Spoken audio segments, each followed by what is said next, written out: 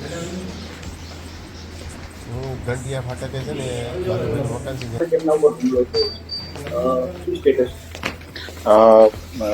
દિનેશ સોલંકી કરીને છે, જે ગઈકાલે એમના મિત્રને ત્યાં ઘંટિયા પ્રાચી ગામે ગયા હતા અને એમને એ દરમિયાન અમુક લોકોએ અપહરણ કરી અલ્ટો ગાડીમાં લઈ જઈ અને એને ધાકધમકી આપેલ છે.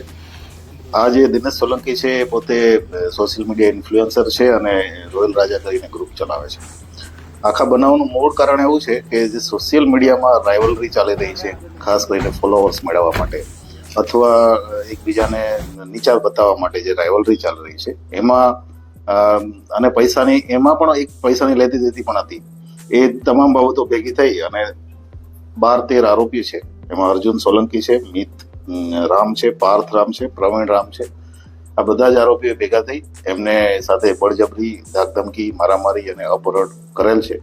એનો ગુનો પોલીસે ગઈકાલે દાખલ કર્યો છે. અત્યારે 5 ટીમો એના કોમ્બિંગમાં લાગેલી છે. અમે 2 આરોપીઓ અને 2 ગાડીઓ જે આ ગુનામાં વપરાયેલી છે એ તમામની ધરપકડ આરોપીઓની કરી છે. આમાં ખાસ તો અમે અપહરણ સાથે ધાકધમકી આપેલી છે અને અમુક કાર્યવાહી કરવા માટે બળજબરી કરેલ છે. એટલે BNS ની નવી કલમ 140 આમાં ઉમેરી છે, જેમાં આજીવન કેદની સજા છે. એટલે આ બાબતે હજી આગળની કાર્યવાહી ચાલે છે. સર, એક્ઝેક્ટ આ લોકો વચ્ચે ડખો શું હતો?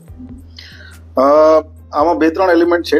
એક એલિમેન્ટ છે કે જે દિનેશ સોલંકી જે ફરિયાદી છે એ ફરિયાદી પોતે યુટ્યુબના માધ્યમથી અને ઇન્સ્ટાગ્રામ અને ફેસબુકમાં અલગ અલગ ટાઈપના વિડીયો બનાવીને મૂકે છે. સાથે સાથે એની રાઇવલરીમાં કીર્તિ પટેલ કરીને છે, બીજા ઇન્ફ્લુએન્સર છે, એક ખજૂરભાઈ કરીને ઇન્ફ્લુએન્સર છે. આ ત્રણેયની ઇન્ટરનલ રાઇવલરી ફોલોઅર્સ મેળવવા માટેની અને એના પોતાના ફોલોઅર્સને અમુક કામગીરી સોંપવાની, સામેના વ્યક્તિને નીચો બતાવવાની, આવી પ્રકારની રાઇવલરીને કારણે પણ આ બનાવ બન્યો છે. This is one reason. Second reason, આમાં જે એક મિત રામ કરીને જે આરોપી છે એ મિત રામ આરોપી સાથે આ દિનેશ સોલંકીને પૈસાની લેતી દેતીના પ્રશ્નો હતા અને એને કારણે થઈને થોડા સમય પહેલા એ બેને ઝપાઝપી થયેલી. એ બાબતનો ગુનો પણ દલાલા પોલીસ સ્ટેશનમાં દાખલ થયો છે અને એ બાબતે આખો બનાવ બનેલો છે અને જેમાં અમે કડકાઈથી કાર્યવાહી કરવાનું અત્યારે ચાલુ છે. કુલ 13 આરોપી છે, જેમાં 2 મહિલા છે. 13 માંથી 2 આરોપી અમે તાત્કાલિક પકડી લીધા છે અને આગળની કાર્યવાહી ચાલે છે. સર, હોસ્પિટલની અંદર જ્યારે પોલીસને નિવેદન લખાવ્યું ત્યારે એમને મારવામાં આવી રહ્યો હતો, ત્યારે કોઈ સાથે વિડીયો કોલિંગથી વાત કરવામાં આવી હતી, મૂછો કાપવાની, વાળ કાપવાની એમને વાત કરી છે. એ ઘટનામાં શું છે? અમે અત્યારે એના ફરિયાદીનો મોબાઈલ પણ ટ્રેસિંગ કરી રહ્યા છીએ. આરોપીના જેટલા પણ ટેકનિકલ એવિડન્સ મળે છે એ ગોતી રહ્યા છીએ.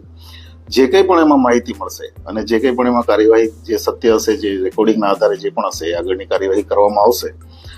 વિડીયો કોલિંગની બાબત છે ત્યાં સુધી જ્યાં સુધી અમે એનું ડોક્યુમેન્ટરી એવિડન્સ, કારણ કે વિડીયો કોલિંગ એટલે ડોક્યુમેન્ટરી એવિડન્સ મળશે અમને, અને ડોક્યુમેન્ટરી એવિડન્સ લઈ અને આગળ જે કંઈ પણ એમાં આરોપી હશે, વિડીયો કોલિંગમાં સામેથી કોઈ ઇન્ફ્લુઅન્સ કર્યા હોય આરોપીઓને, તો એ બાબતની પણ કાર્યવાહી કરવામાં આવશે.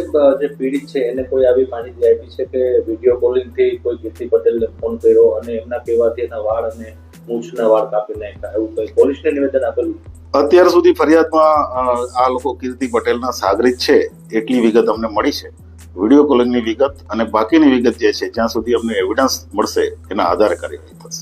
ફરિયાદીએ સર આરોપીઓ જે નામ આપ્યા છે એમાં કીર્તિ પટેલનું નામ આપ્યું છે કે કેમ?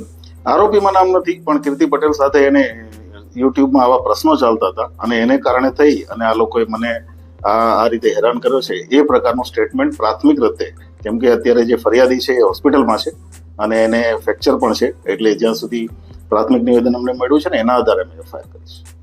કીર્તિ પટેલની હાલ પ્રથમ એફઆઈઆરમાં કોઈ સંડોવણી કે કોઈ ગુનો એની પર નથી? સ્પષ્ટ આપને નહીં કહી શકું, ઇન્વેસ્ટિગેશનનો વિષય છે, પણ જ્યાં સુધી અમે ડોક્યુમેન્ટરી પ્રૂફ મળશે, જ્યારે પણ જેની પણ વિરુદ્ધમાં મળશે એની સામે પોલીસ કાર્યવાહી કરશે. ગઈકાલે સર એ માણસ એમ કહેતો હતો કે આખા ઘટના પાછળ કીર્તિ પટેલને કારણે આવું બન્યું છે, તો એવું ફરિયાદમાં નથી લખાવ્યું?